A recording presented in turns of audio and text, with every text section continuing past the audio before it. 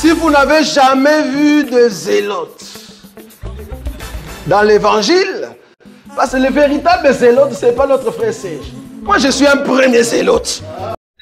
Première question que je peux déjà poser, pour ne pas perdre du temps, parce qu'elle est déjà avancée. Quelle est la place du vêtement dans la vie d'un homme? Tout d'abord, avant de poser la question par rapport aux habits sacerdotaux. Ouais, très bien. Je crois que pour répondre à cette question, donc il faut aller dans le pensée des dieux. Vous allez voir que c'est Dieu qui a créé la vie, parce que l'homme, au départ, quand il était encore pur dans la présence du Seigneur, l'homme qui était nu était pur. Pourquoi? Parce que la nudité de l'homme n'était pas un péché. Alors, quand est-ce que Dieu a créé un habit? C'est quand l'homme a compris que sa nudité était devenue péché. Pourquoi? Parce que l'ennemi leur a donné le Covid. C'est là-bas que la vie a été introduite. Donc, la vie a été introduite. Pourquoi? Parce que l'homme voulait cacher sa nudité. Donc, la vie c'est pour cacher la nudité. Et nous le voyons aussi au temps d'Aaron dans la loi de Moïse. On dit, bien que Aaron avait des habits, mais pour travailler dans les sacerdoces, Dieu a dit, Moïse, tu dois faire en fait des caleçons que tu dois donner à Aaron pour cacher la nudité. Donc on comprend que la vie a été conçue pour cacher la nudité. Voilà. D'accord. Alors, nous procédons avec nos questions. Deuxième question que j'aimerais poser, c'est quoi le sacerdoce? Ça signifie quoi les sacerdoces? Très bien, merci beaucoup. Le sacerdoce, c'est tout un service. C'est-à-dire toutes sortes de pratiques avec les ustensiles que Dieu a mis en place et selon l'ordre établi. Nous avons l'ordre établi par Moïse via Aaron. Or, le sacerdoce Aaron, c'est tout un sacerdoce qui était au temps de la loi. Le sacerdoce, il y avait tellement de ustensiles et des éléments qui accompagnaient ce sacerdoce-là. Il fallait respecter selon l'ordre que Dieu avait donné à lui. Maintenant, aujourd'hui, nous sommes dans le sacerdoce maintenant de Melchisedec. Nous avons aussi des ustensiles où tout ce qui est comme élément que nous devons mettre en place pour que les sacerdoces soient complets. Entre autres, le baptême, entre autres, la Sainte-Seine, entre autres, le pardon, le Saint-Esprit, le culte. Il y a beaucoup d'éléments qui font que les sacerdoces de l'ordre de Melchisedec soient complets. De ce fait, j'avais dit la fois passée, nous ne sommes pas dans les sacerdoces arrondis pour que nous ayons des habits physiques comme Aaron l'avait mis. Par contre, nous sommes aujourd'hui dans l'ordre de Melchisedec qui a changé beaucoup de choses. Bon, je crois qu'il y a aussi une question que vous m'avez posée la fois passée. On n'a pas pu répondre. On va essayer de répondre aujourd'hui. Vous m'avez dit, Jésus n'est pas venu pour abolir la loi, mais c'était pour accomplir. Si possible, nous allons expliquer ce que dit cette écriture-là. Voilà. D'accord. Alors là, nous procédons toujours avec des questions. Si vous voulez définir le vêtement sacerdotal, quelle est la définition que vous pouvez nous donner concernant ce thème? Les vêtements sacerdotaux. Donc, normalement, ici, quand on dit vêtements sacerdotaux, cela veut dire la tenue appropriée pour entrer dans les services. Donc, quand on dit un vêtement sacerdotal d'Aaron, cela veut dire quel est l'habit que Dieu a ordonné à Aaron quand il entre dans le service. C'est ça un habit sacerdotal.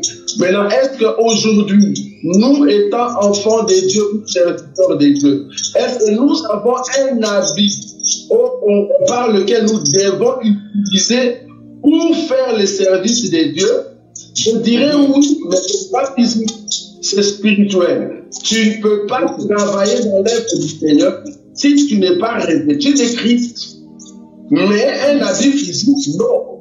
Donc, un habit sacerdotal, c'est tout habit lié au service que tu veux faire dans le sacerdoce. Or, dans Aaron, c'était physique, mais au temps de Melchisedec, cet habit est spirituel. Alors, comme cet habit aujourd'hui est spirituel, qui veut dire c'est Christ lui-même que nous portons, alors à quoi sert porter encore des vêtements sacerdotaux, même dans nos églises? À quoi sert? C'est ce que j'avais dit la fois passée. Normalement, aujourd'hui, nous ne pouvons plus le mettre. C'est que si vous avez bien suivi mon émission, je vais condamner tous ceux qui portent des habits sacerdotaux. Je vais condamner que ce soit l'école pastorale, que ce soit des robes de touche ou de épaules. Aujourd'hui, dans cette sacerdoce de Melchisedec, dans la deuxième alliance, nous n'avons plus besoin de ces habits-là. Au contraire, nous avons un habit que nous revêt le Saint-Esprit, c'est-à-dire la personne de Jésus, par notre façon de marcher et de travailler dans l'œuvre de Dieu. Cet habit-là est au fait spirituel. Et quand l'ennemi nous voit, quand les démons, les sorciers nous voient, ils voient que nous avons porté un habit spécial, un habit sacerdotal, mais qui est spirituel. Vous voyez? Et cet habit, même les démons le voient spirituellement. Donc, on n'a pas besoin d'un habit sacerdotal physique. Donc, le robe, le toge, aujourd'hui, tous ceux qui portent cela, ils sont encore dans l'ordre d'Aaron, ils sont encore dans l'église catholique.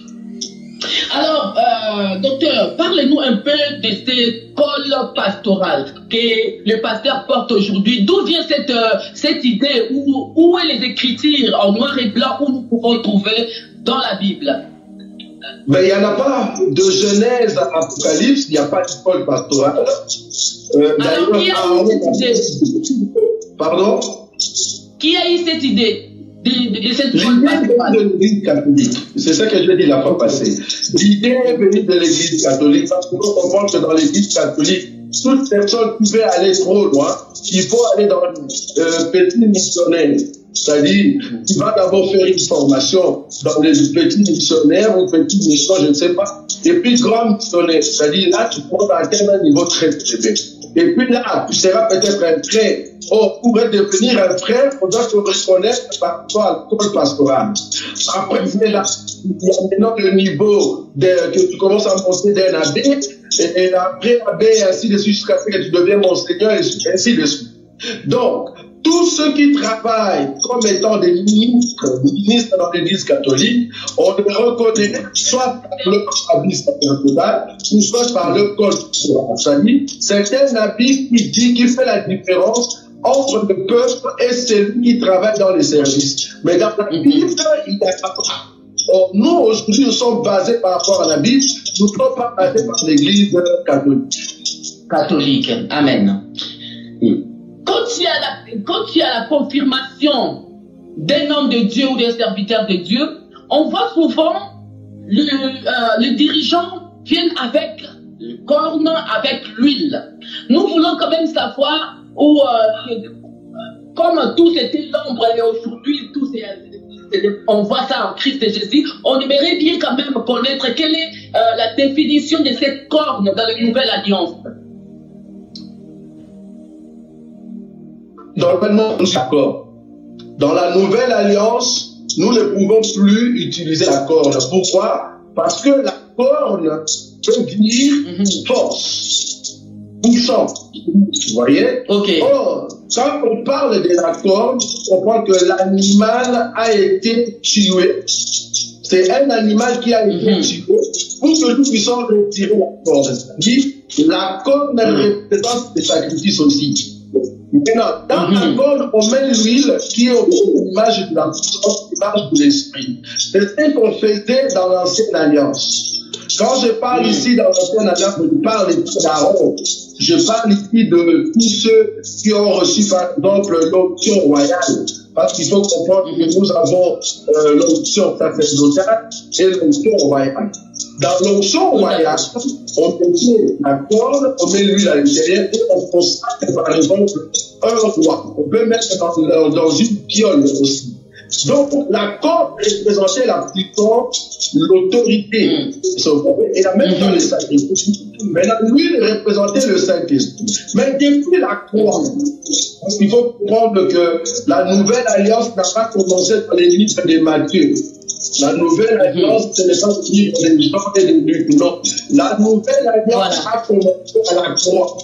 Quand Jésus est à la croix, c'est là-bas qu'il y a une séparation entre l'ancienne alliance et la nouvelle alliance. Mais dans la nouvelle alliance, nous ne voyons plus cette pratique-là. Le fait que les disciples ont reçu le jour de la Pentecôte le Saint-Esprit est venu avec la puissance, l'autorité, la force. Donc c'est ça l'huile qui est sur nous. Et le Saint-Esprit lui-même est la corde qui nous donne la force. Donc aujourd'hui, c'est parce qu'on a consacré avec de l'huile physique qui était dans une corde, un pasteur qui touche la corde au milieu du peuple de Dieu, soit disant au son de la corde ou de la trompette, il y aura une puissance de Dieu. On comprend que ces gens-là sont encore chez Moïse. Ils sont encore dans la scène adverse. Ok.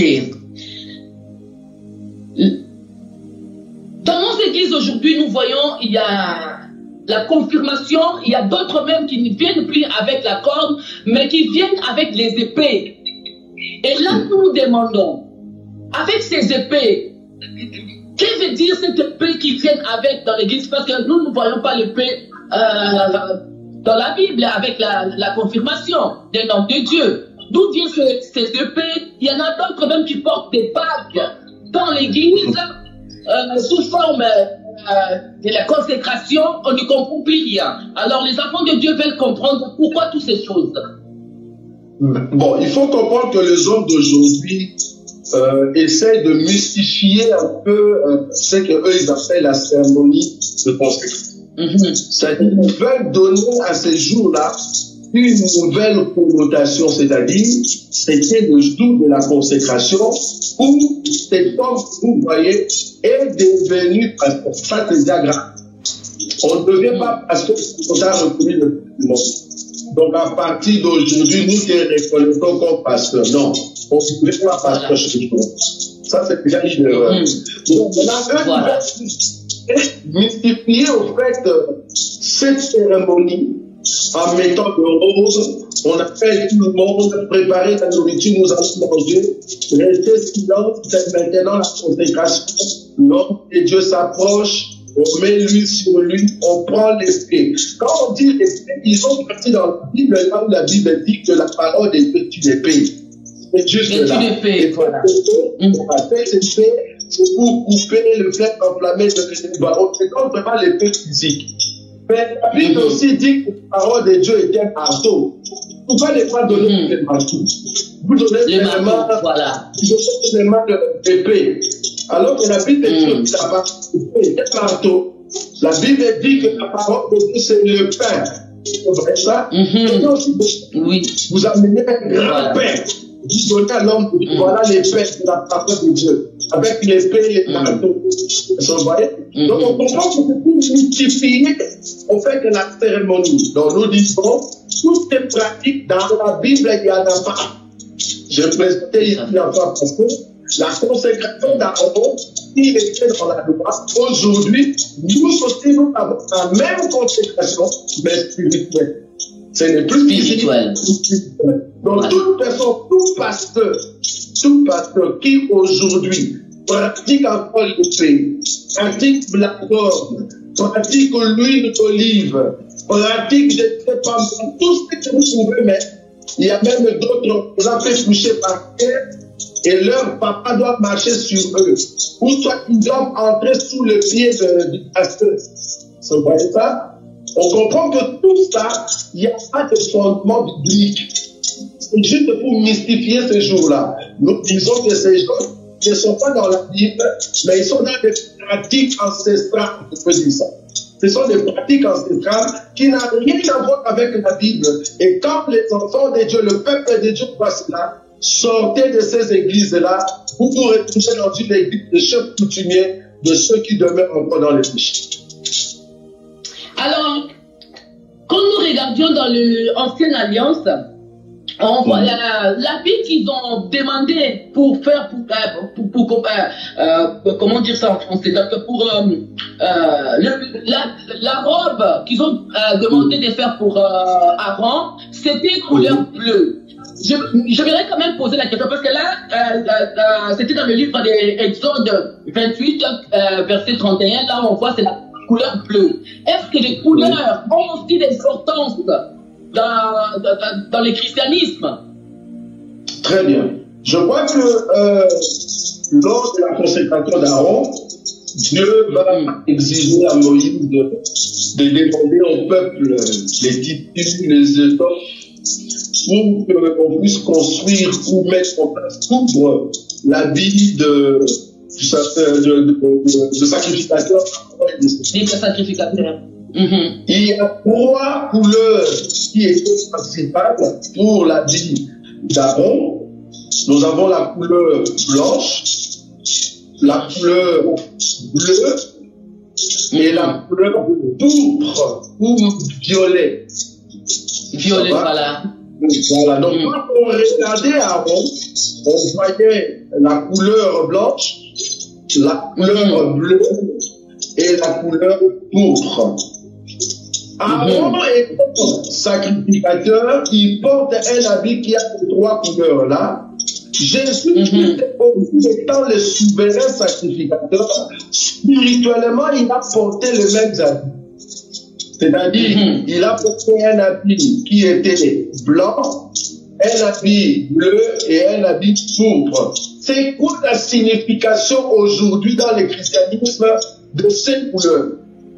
La couleur blanche, c'est la couleur de la pureté, la propreté, être pur, être pur, sans péché, innocent.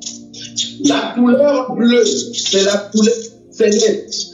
Cela veut dire, c'est lui qui va venir comme homme pur et innocent, il doit venir du ciel. À part cela, nous avons la couleur pourpre, qui veut dire la couleur royale. C'est lui qui sera le roi. J'ai oublié une autre couleur, la couleur rouge. Il y a aussi la couleur rouge. Donc nous avons le blanc, les bleus, le rouge et pourpre. Blanc, c'est la pureté, l'innocence de notre Seigneur Jésus.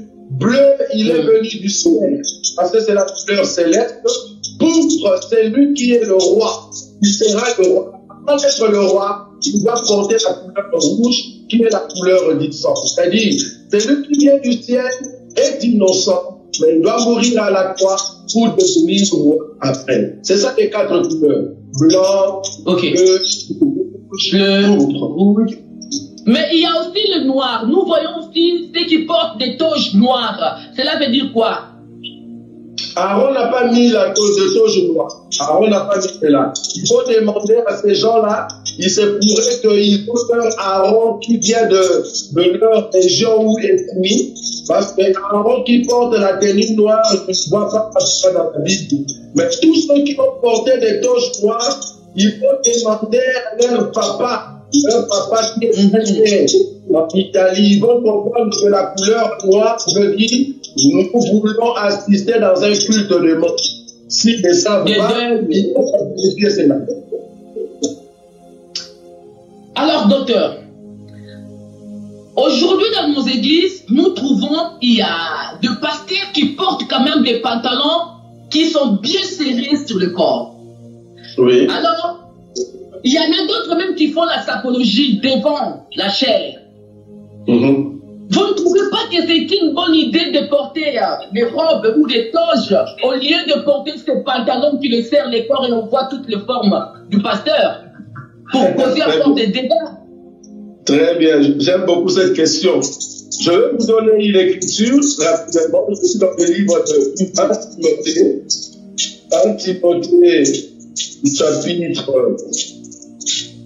1 Timothée chapitre 2. Je prends le verset que nous lisons tout le temps.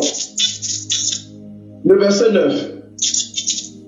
Je veux aussi que les femmes vécues d'une manière décente, avec pudeur et modestie. Je porte ces 3 éléments. décence, pudeur et modestie. Un homme de Dieu, une servante de l'Éternel, un enfant de Dieu doit respecter les trois principes que Paul nous a donnés. La décence, la modestie et la pudeur. Qu'est-ce que c'est l'homme de Dieu? C'est-à-dire, je ne suis pas obligé de mettre la robe pour cacher au fait mes habits, tout ça. Donc, le fait déjà de mettre un habit sous la robe qui n'est pas pudeur, parce que quand on parle le jour de la consécration, lorsque Dieu ne met pas la robe à la maison, non. L'homme de Dieu va mettre la robe devant tout le monde. Donc, cet homme de Dieu qui n'est pas bien habillé, débouche sa maison. Cet homme de Dieu n'est pas Dieu. Voilà. Cet homme de Dieu n'est pas débouche sa maison. Alors, le fait de venir jusqu'à l'église pour porter la robe et dire, voilà, pour nous de porter la robe pour cacher au fait que les habits, les pantalons serrés, tout ça, c'est faux. C'est faux. Pourquoi? Sinon, tu es resté serré de ça. Alors, porte cette robe, comme j'avais dit avant, c'est même au boulot. Il faut le porter aussi au boulot. C'est-à-dire, là, tu prends la robe comme un habit normal. Si la toge est un habit normal, apporte au boulot, même dans les marchés, quand tu vas faire des courses, tu portes le toge. Comme ça, on sait que c'est un habit normal. Mais pourquoi tu lier les toges avec la consécration? Donc, si une personne va donner une raison, la raison c'est laquelle je porte le toge parce que les habits sont serrés de pour qu'il n'y ait pas des habits impudiques, c'est pour ça que je porte le toge. Alors, il faut dire à cette personne, porte le toge de tous les jours, que ce soit quand tu dors, que ce soit quand tu vas dans tes feuilles, que ce soit quand tu vas embarquer. Pourquoi? Parce que tu caches au fait de tes habits impudiques. Tu verras que donc, ça ne collabore pas qu'un pasteur, le jour de la consécration, prenne une raison de tôt, soit j'ai caché au fait des habits qui étaient serrés. C'est pas juste. Alors, nous voulons savoir aussi quelle est la définition de lier de parvis d'abord, lié saint et lié très saint dans la nouvelle alliance. Très bien. Donc nous avons le parvis dans la nouvelle alliance. Nous avons le lieu saint et le lieu très saint. Pour ceux qui ne savent pas, en tout cas, il y a d'autres qui disent que nous avons 7 cieux. J'ai entendu un homme de Dieu dire ça. Je ne sais pas où est-ce que vous épuisez ça. Nous, en tout cas, dans la Bible, nous disons que nous avons 3 cieux. Les cieux des cieux ne peuvent te contenir. Les cieux des cieux ne peuvent te contenir. Donc nous croyons que nous avons 3 cieux. Le 3 cieux, c'est quoi? C'est le parvis, le lieu saint et le lieu très saint. Or, le parvis aujourd'hui, c'est la Terre. La planète Terre, là où nous sommes, c'est ça qu'on appelle le premier ciel. C'est-à-dire le parvis. Le deuxième ciel, c'est quoi? C'est l'étendue, comme la Bible l'appelle dans le livre de Genèse, l'espace qui sépare la terre et Dieu.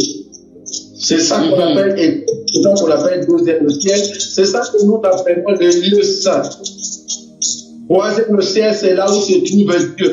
Là, tu peux rencontrer Dieu ou voir Dieu. Ça, c'est le troisième ciel, c'est-à-dire le lieu très saint. Remarquez que l'Égypte, pour Israël, c'était le premier ciel. Le désert était le deuxième ciel et Canaan était le troisième ciel. Donc, nous n'avons que 3 ciels. C'est pour cela même Jacob, quand il dormait, il a vu l'échelle qui séparait Dieu et la terre. Vous voyez? La terre, c'est le premier ciel. L'échelle, c'est le deuxième ciel. Et là où se trouvait Dieu au-dessus, c'était le troisième ciel. Donc nous avons 3 cieux. Donc partout sur la terre, depuis cela, Jésus-Christ doit mourir sur la terre et ça le parvis là où on donne les sacrifices. Après ces sacrifices, il doit nous faire entrer dans sa maison. Or, la maison de Dieu aujourd'hui, c'est l'Église. Je ne parle pas des 4 murs. Je parle de l'Église étant un corps caché, invisible de Jésus-Christ qui se trouve quelque part et qui mange la nourriture de telles propositions et qui sont éclairés par les chandeliers. Or, les propositions, c'est le lieu saint. Et c'est dans les lieux saints, remarquez, c'est dans les lieux saints que Satan se trouve aujourd'hui. Ah, très important ça. C'est dans les lieux saints que Satan se trouve aujourd'hui. Satan se trouve à l'église. Très fort ça. Et c'est normal que Satan se trouve dans les lieux très saints. Non, saints. Il n'est pas dans les lieux très saints. Dans les lieux saints, pas très saints, mais dans les lieux saints. Dans les lieux saints. Il n'est plus dans les lieux très saints. Il était dans les lieux très saints quand il était Lucifer, quand il était célibataire. On pouvait chasser là-bas et il est maintenant dans les lieux saints. Ok. Nous voulons savoir qu'est-ce qui se cache dedans dans l'arche. Qu'est-ce qui est caché là-dedans? Dans l'arche. Oui. Il y a quoi dedans? Parce que là, nous voyons, nous voulons savoir aussi la définition des chandeliers. Comme nous voyons, il y a les chandeliers dedans. Nous voulons savoir qu'est-ce qui se cache dedans dans cette arche, en fait. Ah, très bien. Bon, je comprends que ici, comme on dit, on peut maintenant du ping-pong, c'est-à-dire que n'importe quelle question peut venir dans un appui sur la consultation de la vie sacerdotale. Dans l'arche, en fait, dans l'arche de l'Alliance, nous avons la bête d'Aaron qui avait fleuri. Nous avons les deux tables que Moïse avait reçues au-dessus sur la montagne. Nous avons la manne cachée, la manne que Dieu avait donnée aux enfants d'Israël. Et dans cette manne cachée, bon, je sais qu'il y a beaucoup de pasteurs qui font l'erreur, même des enfants de Dieu. Quand vous priez pour Jésus-Christ, toi qui es la manne cachée, j'aimerais vous dire que vous péchiez quand vous dites ça. Jésus-Christ n'est pas la manne cachée, non. Jésus était la manne cachée quand il était sur la terre. Mais après la croix, Jésus-Christ n'est plus la manne cachée, il est maintenant la manne révélée. Parce qu'il s'est déjà montré au secours. Il n'est plus la manne cachée. Donc, dans l'arche, nous avons la Vierge d'Aaron qui avait fleuri, qui est l'image de la résurrection. Parce que c'était la Vierge d'Aaron qui avait fleuri, l'image de la résurrection. Nous avons la manne qui est l'image de femme de vie qui est Jésus-Christ. Et nous avons aussi la verge, le détable de Moïse qui est au fait la loi des dieux. Mais il faut comprendre qu'au fil du temps, ils ont trouvé encore dans l'arche les ordonnances de Moïse. Parce que nous n'avons pas tellement les 10 commandements, nous avons aussi les ordonnances. Les ordonnances. L'arche, voilà. Parce que l'arche, en quoi représente Dieu. À l'intérieur de Dieu, nous avons la résurrection, nous avons le peuple qui est au fait de la manne, et nous avons la loi de Dieu, les ordonnances de Dieu. Or, remarquez que dans cette arche, il y avait le couvercle qui était au-dessus, qu'on appelait propitiatoire, qui n'est rien d'autre que la bouche de Dieu. C'est là-bas que Dieu parle. Ok. Alors, nous voulons savoir aussi la définition ou qu'est-ce que nous pouvons voir sur le chandelier dans les nouvelles alliances. Comme ça, à chandelier aujourd'hui, c'est l'église. Oui, ça représente l'église. Pourquoi? Parce que nous avons le chandelier formé de 7 canalisations, mais les 7 canalisations reçoivent la base d'huile dans le calice qui est juste en bas. C'est-à-dire, quand vous mettez la flamme sur la lumière dans le texte, cette flamme absorbe l'huile qui est dans les centrales. Notre centrale, c'est Jésus-Christ, et nous sommes éclairés par les 7 tresses de Samson. Ici, je commence à frapper comme j'ai dit ping-pong. Donc, les 7 tuyaux, c'est les 7 tresses de Samson, c'est les 7 cornes de l'agneau dans l'Apocalypse qui nous donnent la force et au fait le 7 esprits de Dieu, ou en d'autres termes, les 7 esprits. Voilà. Voilà. dans les habits, les sacrificateurs, ils portaient les sous-vêtements qui étaient à partir de rein jusqu'aux cuisses. Et du coup, si nous voulons parler des habits des serviteurs de Dieu, est-ce que vous pouvez nous parler quels sont les habits que les serviteurs de Dieu peuvent porter aujourd'hui et quels sont les habits qu'ils ne peuvent plus porter aujourd'hui? Bon, déjà dans les sacerdoces, si vraiment vous avez vu comment nous avons présenté la fois passée, dans les sacerdoces, on ne pas un habit approprié. Il n'y a aucun disciple qui avait, en fait, les disciples qui étaient avec Jésus, ils ont reçu le Saint-Esprit le jour de la Pentecôte, ils avaient leurs habits normaux. Donc, les habits qu'ils portaient normalement, et ils ont reçu ce qu'on appelle, en fait, le Saint-Esprit. Remarquez, la Bible dit que quand le Saint-Esprit est venu le jour de la Pentecôte, au-dessus de leur tête, il y avait des langues de feu.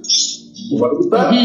Des langues de feu sur leur tête et ils commençaient à parler en langue. Remarquez ma vache. Quand on dit que tu as une langue de feu sur toi et que la langue de feu ne te consume pas, cela veut dire que tu es devenu comme une bougie. Vous voyez? C'est-à-dire que tu es revêtu d'huile et que toi, en réalité, tu es la mèche. La mèche qui est au milieu de cette masse d'huile, de la masse de la bougie, la lumière qui brille sur toi, ça donne la lumière tout autour. Donc les disciples étaient devenus des chandeliers, étaient devenus des bougies. Vous voyez ça? Parce qu'on ne peut pas avoir la lumière si on n'a pas d'huile. La mèche va se consumer rapidement si la mèche n'est pas liée avec l'huile. Donc les disciples étaient devenus des bougies, des chandeliers ce jour-là. Maintenant, est-ce qu'ils avaient besoin d'un habit? Non. Ils n'ont pas besoin d'un habit approprié. Non. Mais remarquez, tu as bien dit que dans l'habit de sacrificateur Aaron, il y avait ce qu'on appelle les caleçons. Maintenant, il faut nous expliquer. Aujourd'hui, les caleçons veut dire quoi dans la révélation? C'est ça la question, papa. C'est quoi la parle-nous de ça. Avance, nous voulons connaître tout ça. Très bien, ça c'est bien. Remarquez que Aaron avait la couronne, sur cette couronne, ou comment ça, une balle sur sa tête, et il y avait une lame en or, on avait écrit sainteté à l'Éternel. Sainteté à l'Éternel, cette couronne voulait dire juste l'onction. C'était juste la puissance de Dieu. Dieu lui a dit, c'est-à-dire, toi, Aaron, tu es marqué par le sceau de Dieu. C'est-à-dire, mis à part. Mais remarquez qu'il va mettre le côte. Le côte, c'est-à-dire là où il y avait les pierres, tout ça, c'est comme ça expliqué la fois passée. Mais à part cela, il y avait aussi une ceinture. La ceinture qui n'est rien d'autre que la vérité qu'il devait avoir par rapport à la parole. Parce qu'il ne peut pas mentir, il doit partir de la part du Seigneur. Mais à part la ceinture, remarquez qu'à Aaron, on ne lui a pas donné de sandales. Aaron n'avait pas de sandales. Voilà, Dieu n'avait pas ordonné à Moïse de faire des sandales pour Aaron. En d'autres termes, Aaron qui travaillait dans les sacerdotes pieds nus. J'aime beaucoup ça. Très bien. Pourquoi, papa? Pourquoi? Ok. Aaron travaillait dans les sacerdotes pieds nus. Pourquoi? Parce que ce n'était pas encore le temps de la rédemption. Remarquez que l'expression veut dire rédemption, c'est-à-dire c'est lui qui a le pouvoir de rachat, c'est lui qui doit avoir la chute. Or, Moïse n'avait pas le pouvoir de rachat. C'est pour cela Aaron doit travailler sur lui. Remarquez que Jean-Baptiste, quand il est venu, il a dit, c'est lui qui est venu, qui vient après moi, je n'ai pas le pouvoir de ouvrir des côtés. Amen. Parce que Jean-Baptiste était aussi dans les sacerdoces de Moïse. La seule personne, c'est le prophète sacrificateur qui devait porter les chaussures, c'est notre Seigneur Jésus. Donc, lui étant le sacrificateur, il est venu avec ses chaussures.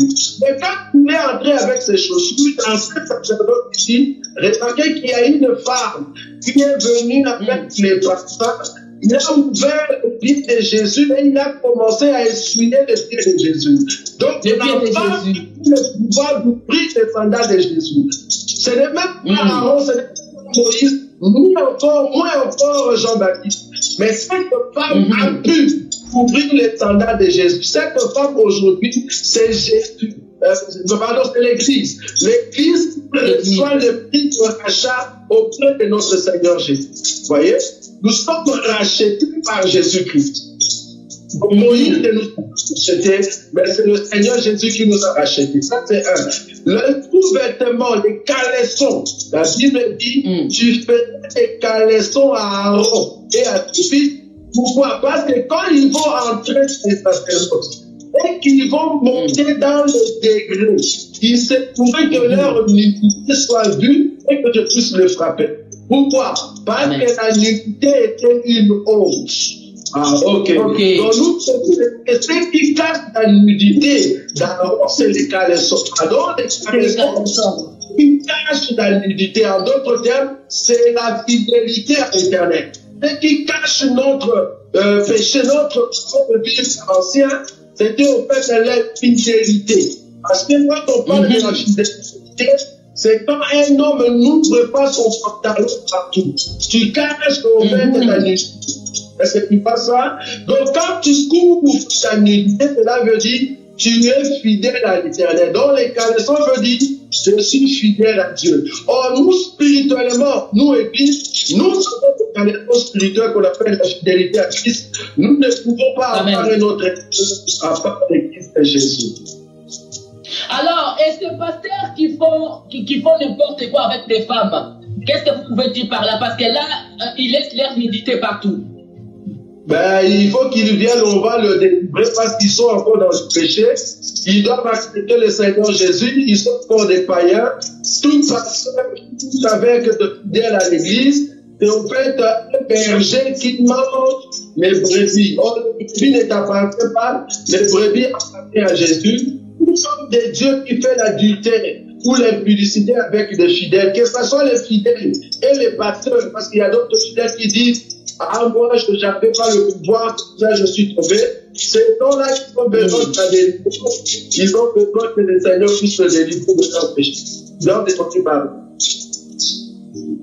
aujourd'hui, nous voyons quand même, il y a, bon, on est en Europe. En Afrique, c'était un peu difficile de voir toutes ces choses. Mais aujourd'hui, on est en Europe. On voit, les pasteurs aussi ont besoin d'aller aux plages. À la plage, on dit, hein, en français, là. Oui, voilà. À la plage, voilà. Et du coup, à l'ancienne alliance, on voyait le sacrificateur, comme on a dit, les caleçons. Ça dépassait même jusqu'au... On peut même dire, ça pouvait même aller jusqu'au genou.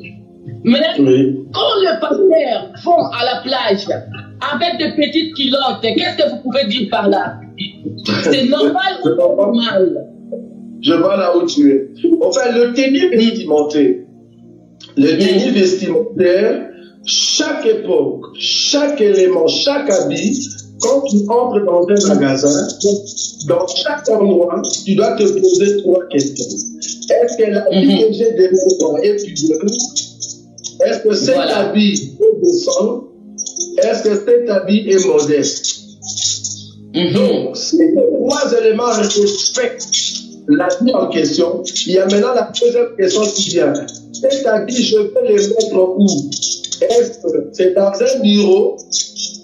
Parce que dans un bureau, l'habit que je mets pour aller me promener avec mes enfants, ce ne sera pas les habits que je dois mettre dans un bureau. Donc, je vais penser les directeurs si je mets un habit de balade ou de promenade. Voilà. Donc, chaque habit a un endroit spécifique. Maintenant, à la plage, parce que nous avons une écriture où Jésus aussi est parti à la plage. Nous avons une écriture où Paul et Pierre pêchaient avec les habits.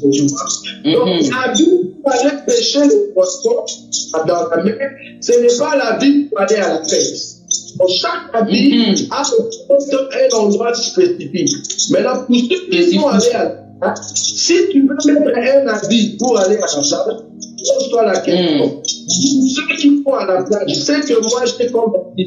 Est-ce que c'est pudeur? Est-ce que c'est décent? Est-ce que c'est modeste? Donc c'est les trois questions qui vont poser à chaque fois quand tu veux aller à un endroit. C'est très important. Même à la fête, pose-toi toujours les mêmes questions. Même à la maison, pose-toi les mêmes questions. À l'église, pose-toi toujours les mêmes questions. C'est comme ça que tu vas sortir sans péché. Alors, il y a quelqu'un qui a posé la question par rapport aux 12 pierres qui étaient dans le pectoral du sacrificateur. La fois passée, il n'a pas bien entendu. Il voulait encore comprendre la signification dans la nouvelle alliance par rapport aux 12 pierres qui étaient dans le pectoral. Très bien. De 12 pierres, nous avons dit que remarquez qu'il y a 12 qui est sur la poitrine. Il y a 10 sur l'épaule gauche et 6 sur l'épaule droite. Nous avons dit que ce qui est sur la poitrine, cela veut dire que Dieu donne entre le maître de contrôler, de supporter, de conduire le peuple d'Israël. Parce que le 12 représentait les 12 fils de Jacob. C'est pour cela que nous disons dans notre livre, nous n'avons pas plusieurs prophètes. Nous n'avons que 12 prophètes. Tout Israël qui a cru en Dieu, il doit croire en Dieu par rapport aux 12 prophètes. Qui sont les 12 prophètes? Les 12 pierres qui étaient sur la poitrine d'Aaron, c'est en fait les 12 patriarches, les 12 fils de Jacob. Nous aussi, au temps de la nouvelle alliance, nous n'avons pas plusieurs apôtres. Nous n'avons que 12 apôtres. Les 12 apôtres sont les 12 disciples de Jésus. Si tu enlèves que tu remplaces par Matthias. Donc les 12 apôtres, c'est ça qui forment notre fondement. La Bible dit, nous sommes fondés sur l'enseignement des prophètes et des apôtres. En d'autres termes, il y a 12 prophètes et 12 apôtres. Est-ce qu'on va expliquer? L'enseignement des prophètes et des apôtres. 12 apôtres, 12 prophètes. Si tu fais la sommation de 12 plus 12, ça fait 24. C'est ça qui va mettre la poids de 24 milliards. Mais un jour, on va parler là-dessus pour comprendre que les 24 vieillards aujourd'hui ne sont pas au ciel. Les 24 vieillards, c'est en fait moi qui vous parle ici. Nous sommes encore sur terre, nous sommes préparés. Voilà. Amen. Alors, pourquoi aujourd'hui nous ne trouvons plus des Urim et des Tumim dans la vie des serviteurs de Dieu? Non, nous l'avons, mais par contre, ce n'est pas physique. Remarquez que le Tumim et le Urim, c'était sur la poitrine, mais à l'intérieur. C'était pour demander en fait la position de Dieu ou le statut de Dieu. Aujourd'hui, nous l'avons. Nous qui sommes dans la nouvelle alliance, nous l'avons à la loi et au témoignage. Le Tumim et le Urim. À la loi et au témoignage. Un pasteur qui ne sait pas prêcher à la loi et au témoignage, tu ne sais pas consulter Dieu. Pour consulter Dieu, il faut consulter Dieu à la loi et au témoignage. C'est là beaucoup de pasteurs, ils sont très à l'aise pour Maman Chimène. Beaucoup de pasteurs sur la côte, ils sont très à l'aise quand tu leur donnes ouvrons dans les livres de Matthieu. Matthieu chapitre 3, là le pasteur est à l'aise. Ouvrons les livres des Romains, épîtres des Éphésiens, est à l'aise. Mais quand tu lui dis, Habakkuk, le pasteur oui. Sophonie, le pasteur oui. Archie, il ne voit rien du tout. C'est quoi la révélation? Il ne voit pas. Or, tout à la loi et au témoignage. Nous avons l'ancienne manière de la nouvelle alliance qui est expliquée aujourd'hui par le Tumim et le Urim. Donc, nous l'avons fait de la loi et le témoignage pour consulter Dieu afin que Dieu puisse nous répondre. Merci beaucoup. Alors, nous avons encore une question par rapport aux sacrificateurs qui entraient dans les lieux très saints. Oui. Ils portaient des sonnettes tout autour de sa taille. qu'est-ce que signifie ces sonnettes qui sonnaient en fait? Voilà, donc qui portaient de la taille. Bon, déjà je veux corriger ici un élément que beaucoup de pasteurs prêchent. Ça ne se trouve pas dans la Bible. Il y a des pasteurs qui ont dit que quand le sacrificateur entrait dans les lieux très saints, on mettait une chaîne. Quand il va travailler, on mettait une chaîne au pied. Pourquoi? Parce que s'il meurt, comme ça, vous allez le tirer. On le pousse. Voilà. Tu vas chercher dans la Bible, il n'y a pas cette écriture. Ils ont fondé une écriture, ils ont appelé des menteurs en disant que Dieu a dit qu'on mettait des chaînettes sous les pieds d'Aaron au cas où il mourrait au fait de tirer. Il n'y a pas cette écriture-là. Parce que tout ce qui travaille dans les sacerdotes doit être ça. Doit être ça. Il n'y a pas de chaînette. Il n'y a pas une écriture dans la Bible où on a dit ce qui est dans la Bible, comme tu l'as dit, ce n'est pas au cours de rein, mais c'est des clochettes. C'était au niveau des portes. Voilà. Des clochettes, voilà. Des clochettes au niveau des portes de la robe d'Aaron. Donc au niveau de la robe d'Aaron. Donc on avait des grenades mélangées avec de clochettes. Bon, je ne sais pas, c'est qui a posé cette question, pourquoi il veut savoir cet enseignement sur les clochettes dans les portes et sur les grenades dans les portes de la robe d'Aaron. Comprenez que la femme, il faut que je donne cet enseignement ici. Est-ce que c'est vraiment le lieu à prier? Je ne sais pas. Oui, c'est le lieu pour prier, papa. On en a besoin. C'est le lieu pour prier. Les enfants de Dieu sont là pour ça. La femme a la perte de sang. La femme a la perte de sang. La Bible dit, elle s'est dit en elle-même, si seulement je touche les pans de sa robe, on connaît que les pans de la robe d'un sacrificateur, nous avons des clochettes et nous avons des grenades. Donc, les grenades, c'est en fait le sacrifice là où il y a le sang qui a été poussé. Et les clochettes, c'est le sang, le cloche pour te le réveil dans la vie d'une personne.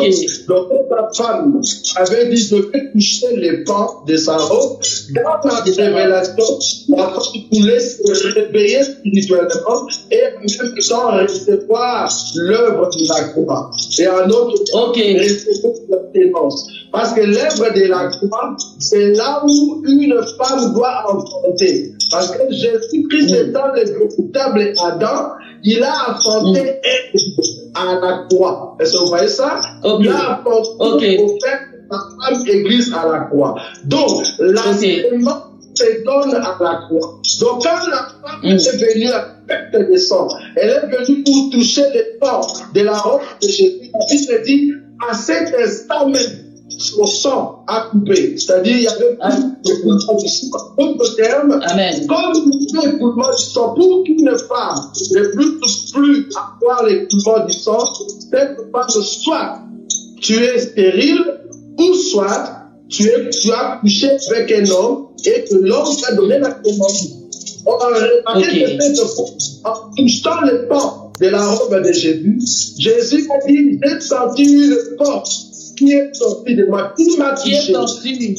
Amen. La porte qui est sortie de Jésus, c'était pour aller couper les sang qui étaient dans la vie de cette femme. En d'autres termes, cette femme a reçu la sémence spirituelle de la part de Jésus. La femme a reçu l'enfant Jésus dans son corps. Et c'est comme ça que l'espoir a poussé. Alors, docteur, quel conseil donneriez-vous à ces hommes de Dieu qui portent encore des épées devant les enfants de Dieu? On a vu, si je peux citer le nom, Raph Lukao. Oui. Le moment de la confirmation, je ne sais pas si je peux appeler les serviteurs de Dieu, ils ont porté des toges rouges et avec des bâtons dans la main. Nous voulons savoir tout cela dans la nouvelle alliance vraiment, et ils ont même couché par terre, comme on avait vu. Dans quelle écriture on peut trouver ça? Nous voulons voir vraiment les choses avec des soubassements scripturaires, papa. Non, il n'y en a pas. Tout ce que le bien-aimé Al-Koutao a fait, ou tout ce qu'ils font avec leur façon de voir les choses de Dieu, c'est en dehors de la Bible. Je ne sais pas, c'est ce genre-là. Il y a beaucoup d'entre eux qui vous initient, au fait. Ils font les initiations. C'est-à-dire, quand tu entres sans les savoir, on te fait entrer dans une sorte de loge, dans une sorte de réunion mystique sans les savoir. Tu vas te la prophétie. Non, c'est pas la prophétie. On t'a initié. Parce que comment est-ce que nous, dans la Bible, nous appelons un homme sorcier? Nous appelons un homme sorcier une personne qui n'a pas l'enseignement. Or, là où il n'y a pas d'enseignement, là où tu vois que la chose ne va pas de paix avec la parole de Dieu, on voit que c'est la sorcellerie. Nous appelons ça la sorcellerie. C'est-à-dire, tout ce que ces gens-là font, que ce soit des croix, c'est-à-dire la croix, vous donne une chaînette. On ne peut pas dire des chaînettes dans la Bible. Pourquoi on te donne une chaînette avec la croix? Pourquoi tu as une chaînette? Voilà. C'est comme dans la Bible, une chaînette. Donne-nous l'explication. Il n'y en a pas. Pourquoi tu as un couteau? Pourquoi tu as des épées? Pourquoi tu as des bâtons? Parce que c'est pas, ça ne se trouve pas dans la Bible. Ce sont des signes. Voilà. C'est mystifié au fait de l'homme de Dieu. Pour dire que c'est un homme mystique, il faut avoir peur. Ces gens-là, ce sont des peureux. Ce sont des peureux. Il faut les affronter si tu es fort en Christ Jésus. Parce que la seule personne qui est forte, c'est une personne qui a l'enseignement complet. Il ne faut pas avoir peur de ces gens-là. Ce sont les prophéties qui sont à côté à tout moment. Les prophéties bizarres, aussi prophéties. Voilà. Les médias ne laissent pas porter l'enseignement. On n'a pas peur de ces gens-là. Que ce soit de Lucas, que ce soit de, je ne sais pas moi, tous ces prophètes que vous connaissez, ils sont en dehors de la parole de Dieu. Un bon prophète qui prophétise sérieusement doit baser sa prophétie à rapport à la parole. À la parole de Dieu. Alléluia. Il ne va pas de pair avec l'enseignement. Il prophétie qui va à l'encontre de la parole de Dieu. Quelqu'un qui vous dit, par exemple, la sorcellerie, c'est une puissance de Dieu, n'importe quoi. C'est vraiment n'importe quoi. Quelqu'un qui vous dit que la sorcellerie, c'est vraiment une puissance qui vient de Dieu. C'est n'importe quoi. Quelqu'un, j'ai vu ici tout à l'heure, il a dit, nous étions en train de prier, et puis j'ai vu Samuel, le prophète, est entré dans la salle. Mais monsieur, tu as menti. Tu as tous ces choses. Toi, tu connais Samuel, il était comment? Tu vas nous dire que son père était blanc. C'était comment? Il était habillé comme. Pourquoi Samuel va venir dans ta vision? Pourquoi il ne s'est pas en pantalon? Est-ce que dans les temps où Samuel il portait des robes, aujourd'hui il ne peut pas porter des pantalons? Vous nous présentez un Jésus blanc, un Jésus qui a des yeux bleus, un Jésus qui a des longs cheveux. Qui vous a dit que Jésus avait des longs cheveux? Bibliquement, c'est pas avoir de longs cheveux. Vous voyez? Voilà. Pour mystifier, c'est pour mystifier, pour dire que voilà, nous avons la chose de Dieu. C'est la sorcellerie cabale. C'est la sorcellerie cabale. Pour faire croire comme ils sont forts. Ces gens-là, si tu les appelles dans un débat, ils vont fuir. Ils n'ont pas des écritures. Ils ne veulent pas.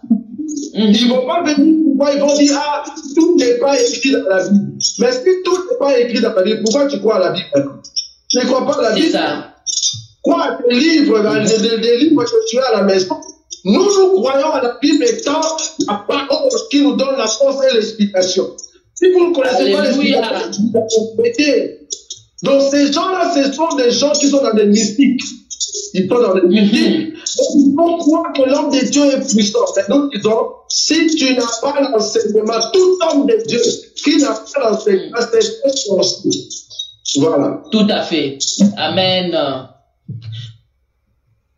Toujours avec la même personne, papa, nous trouvons ce qui est vraiment aberrant ou ce qui m'a intrigué, de voir un soi-disant homme de Dieu dire à l'église que l'église ce n'est pas l'épouse de Christ.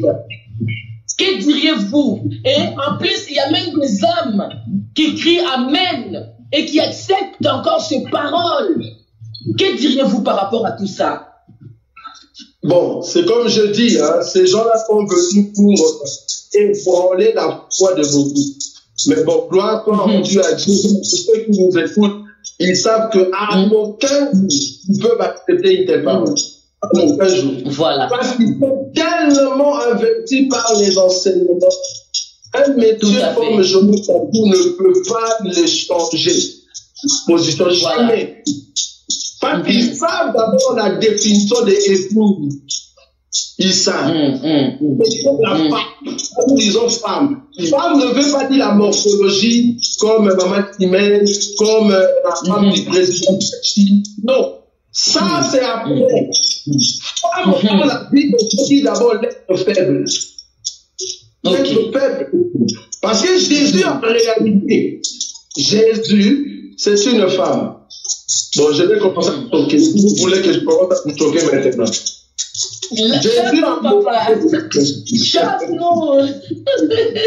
Jésus, en réalité, c'est une femme. Pourquoi Jésus est une femme? On me poser cette question. Nous voulons voir ça dans les Écritures. Merci beaucoup. Je vais prendre une écriture. Comme ça, ces gens-là, ils vont jamais étudier la Bible. Nous parlons de la Bible de Genèse à l'Apocalypse. Sans pour autant avoir une chose. Non. Je vais rester ici. Bon, j'invite tout le monde à être avec nous le jeudi parce que nous aurons un débat pour le thème ici. Et ça sera très chaud. En tout cas, l'homme de Dieu qui va demander ce débat, il doit être sûr qu'il doit bien manger. Parce qu'il dit des choses qu'il n'a jamais écoutées depuis qu'il a été hors de Dieu. Il va faire de nous la sagesse, parce que moi j'ai existé avant Adam. Donc, nous allons ressortir des choses terribles qu'il n'a jamais entendues.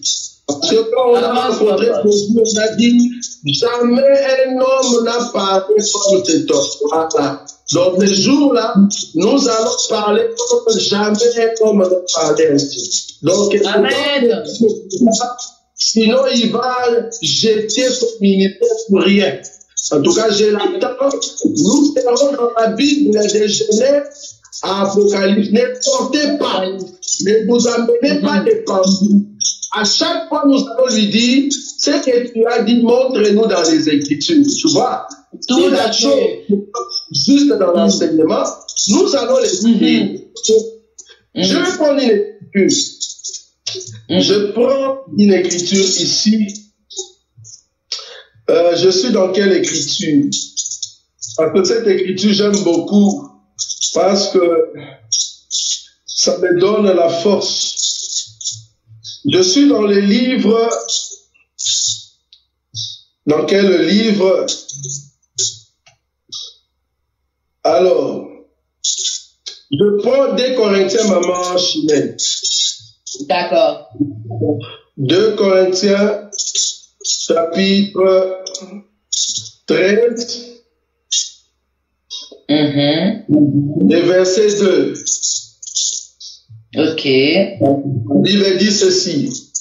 Lorsque j'ai prêché pour la seconde fois, j'ai déjà dit et aujourd'hui que je suis absent. Je dis encore d'avance à ceux qui ont prêché précédemment et à tous les autres que si je retourne chez vous, je n'userai d'aucun ménagement. Moi, puisque vous cherchez une preuve que Christ parle en moi, lui qui n'est pas, écoute bien, Christ, pas de Christ. Il va faire la différence entre Christ et Jésus. Regarde le verset 3. Puisque vous cherchez une preuve que Christ parle en moi, lui qui n'est pas faible à votre égard, mais qui est puissant parmi vous. 4.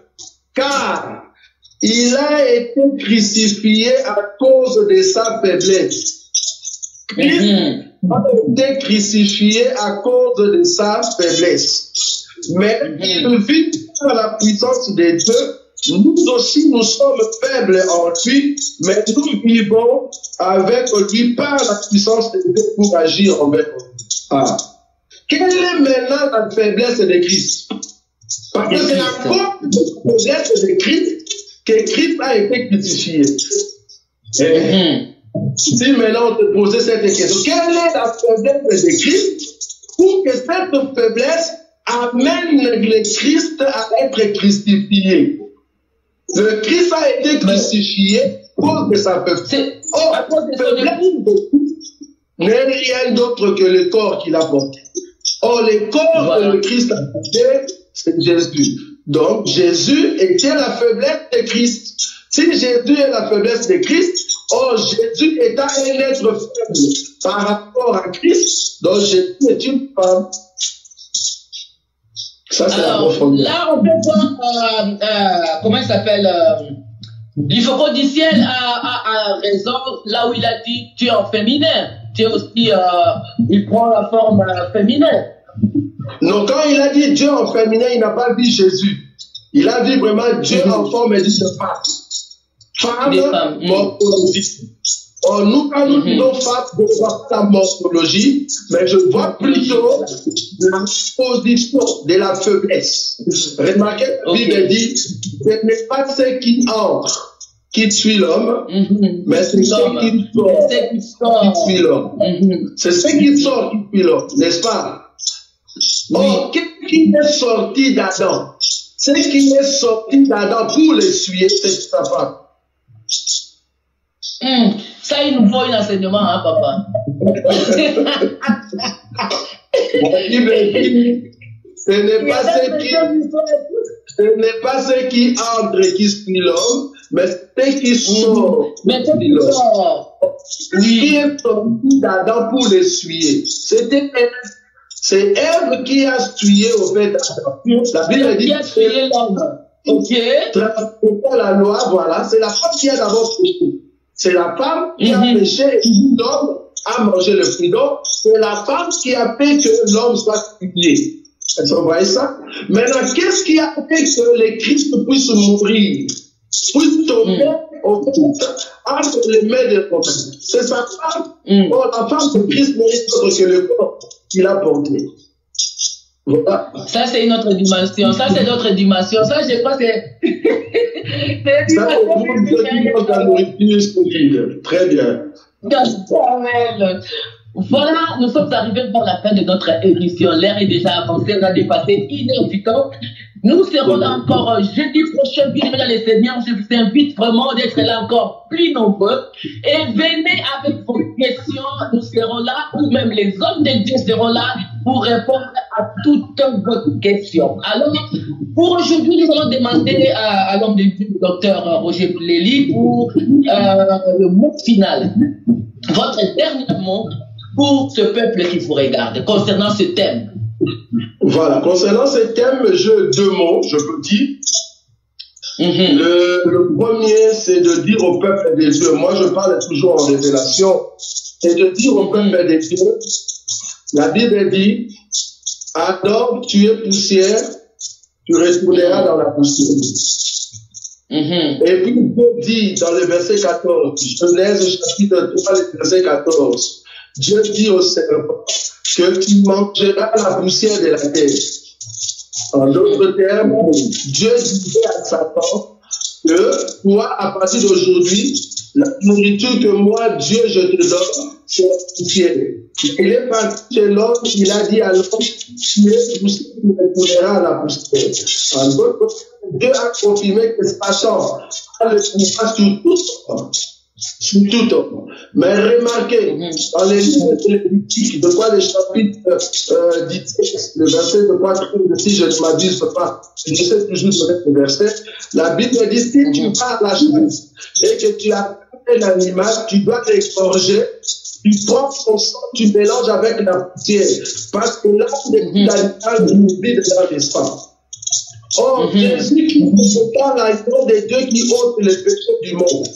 C'est lui l'animal qu'on avait tué à la croix et que son sang est tombé sur toute personne qui était poussière pour que la personne ne soit plus poussière, mais poussière plus le sang.